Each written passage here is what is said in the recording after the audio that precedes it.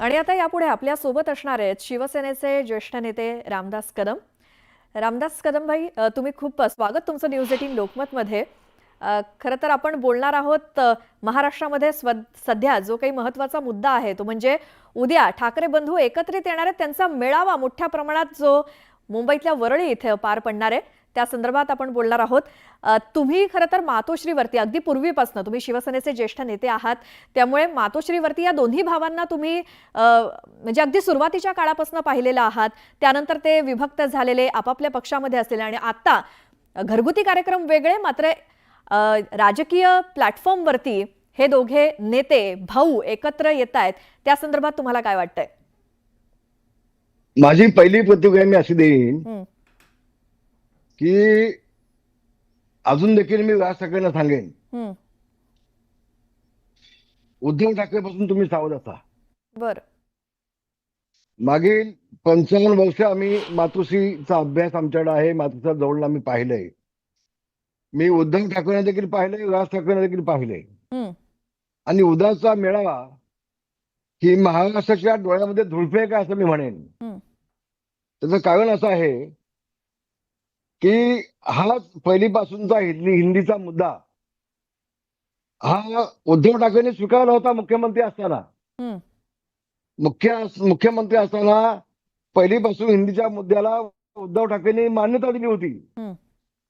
फक्त तो अधिकृत जेवण काढण्याच्या आधी व्यवसाय बंगल्यातनं त्यांना आम्ही बाहेर काढला. आणि असं असताना जो तुमचा भाऊ राज ठाकरे साहेब, तुमचा भाऊ या पहिलीपासूनच्या हिंदीला मान्यता देतो, तो विजय उत्सवामध्ये सामील कसा होऊ शकतो? ही महाराष्ट्राची धुळफेक आहे ना. तुम्ही फसवताय लोकांना.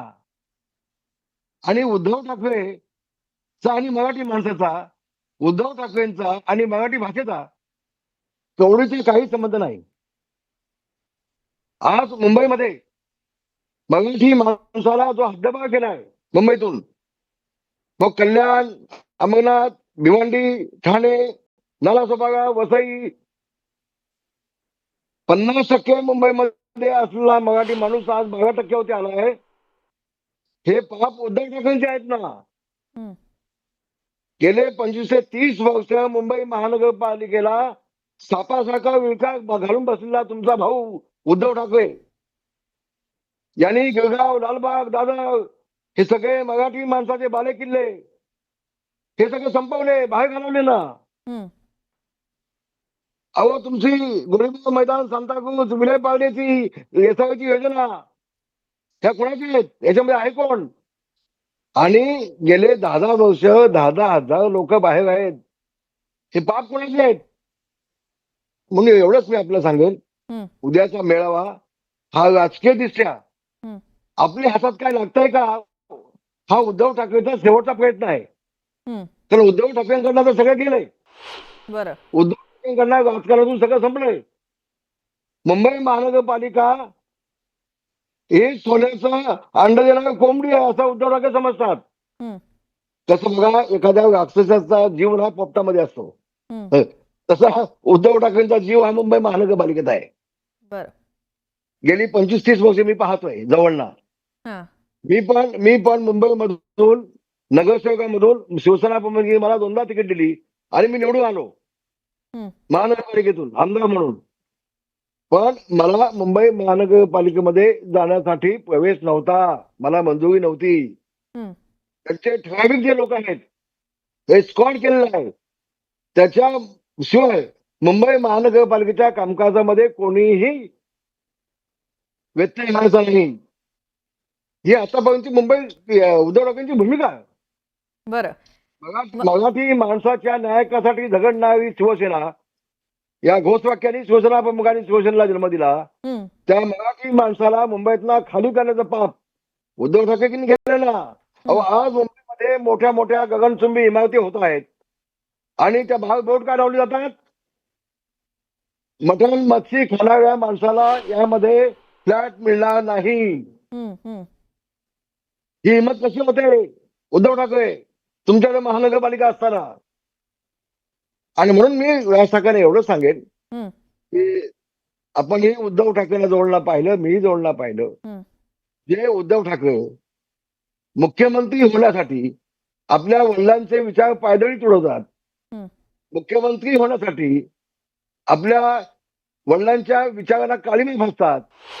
ज्या शिवसेना प्रमुखांनी सांगितलं होतं, अरे ज्या दिवशी मला काँग्रेस सोबत जाण्याची वेळ येईल हं, त्या दिवशी शिवसेना नावाचं माझं दुकान मी बंद करून टाकेन. हं. बरोबर आहे.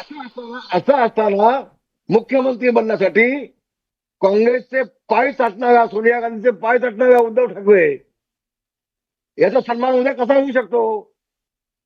त्यांचा जल्लोष उद्या कसा होऊ शकतो? हे बघा, शिवसेना प्रमुखांनी कुठलंही पद कधी घेतलं नव्हतं. हं, ते ना मुख्यमंत्री झाले, ना लोकसभेचे अध्यक्ष झाले. बरोबर. नारायण मुख्यमंत्री केलं, मनोज जोशीला मुख्यमंत्री केलं, मनोज जोशी साहेबांना लोकसभेचा अध्यक्ष केला. काय हं, साहेब होऊ शकले नसते? झाले असते. पण साहेबांनी कुठली निवडणूक लढवली नाही. हं, शिवसेना पक्षप्रमुख म्हणून साहेबांनी रिमोट कंट्रोल आपल्या हातात ठेवला. नारायणाने या मधुशिवती, पंत या मधुशिवती, रामदास कदम या मधुशिवती, हं, गजानन कीर्तिकर, नवलका, मनोज जोशी या. हं, रिमोट कंट्रोल साहेबांनी आपल्या हातात ठेवला होता. पण बाळासाहेब कधीच येत आहे त्याची वाट कदाचित उद्धव ठाकरे बघत असावेत. बाळासाहेब गेल्यानंतर हं, स्वतः आमदार झाले आणि काँग्रेससोबत जाऊन मुख्यमंत्री झाले. ते बाळासाहेबांच्या आणि उद्धव ठाकरेंच्या विचारामध्ये जमीन मी आसमानचा फरक आहे, आपण पाहतोय. हं, मग अशा जो जे उद्धव ठाकरे आपल्या वडिलांचे होऊ शकत नाही, बाळासाहेबांचे होऊ शकत नाही, राजसाहेब ते उद्धव ठाकरे तुमचे होणार आहेत का हो?